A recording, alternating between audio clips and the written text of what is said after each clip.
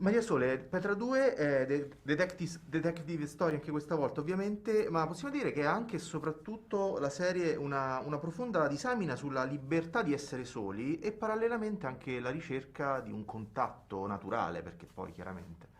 Ma sai, Petra nasce anche proprio da questa, l'idea di Petra, di soggetti che insomma arrivano, come sapete, dai romanzi della Bartlett, partono proprio da questa ricerca della felicità, che è una cosa completamente soggettiva, cioè c'è chi ama stare solo, c'è chi ama stare in coppia. Petra è una che le ha provate un po' tutte, no? È particolare e la si ama proprio per questo. È una donna che passa da due matrimoni, da un lavoro, una città diversa a una vita completamente nuova e lo fa proprio perché è alla ricerca della sua felicità, che non è detto che sia la stessa in tutto l'arco della sua vita.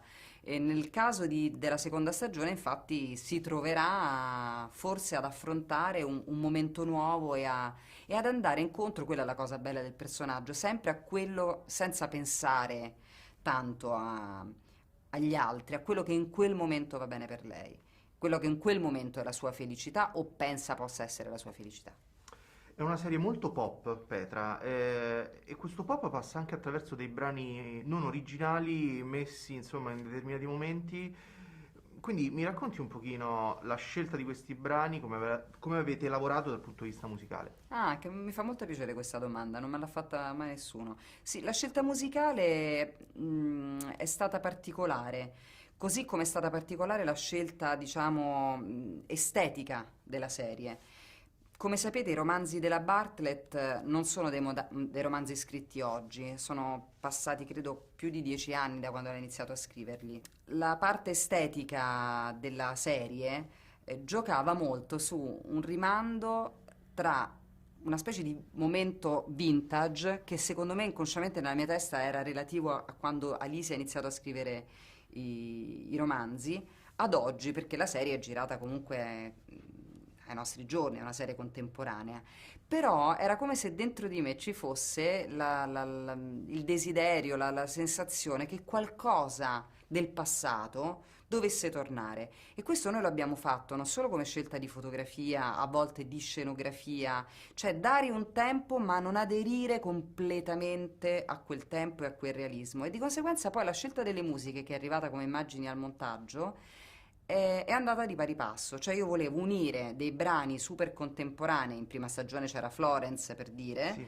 a dei brani invece degli anni inizio 2000, immaginando che fosse un tipo di musica che Petra ascoltava da ragazza, che poi è quello che capita spesso anche a noi, di ascoltare musica contemporanea, ma ogni tanto di attingere e di voler riascoltare dei brani di prima. Ecco, questo mélange di contemporaneo e di vintage, se lo vogliamo chiamare così, è una delle formule estetiche della serie.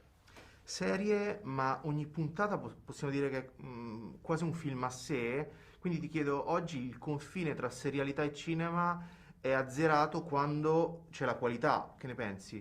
Beh sì, credo che ormai veramente sia totalmente sdoganata la questione, cioè si fanno dei film, si fanno delle puntate di serie, si fanno dei film, si raccontano delle storie per immagini. Una volta c'era si parlava tra il corto e il lungo, ora si parla del film e la serie.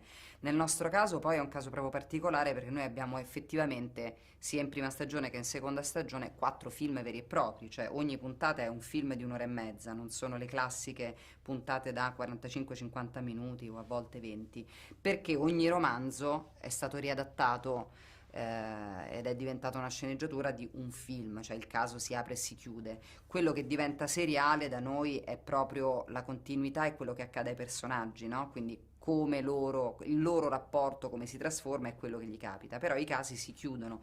Quindi per noi è ancora più semplice e meno distante diciamo, il paragone con un film, però penso che adesso veramente si sia in parte azzerato. Sono storie che si fanno per immagini, si fanno con la stessa identica qualità, se si è fortunati, e quindi l'importante è farlo bene, insomma, e raccontarlo bene. Grazie mille, Grazie a grazie, te. grazie.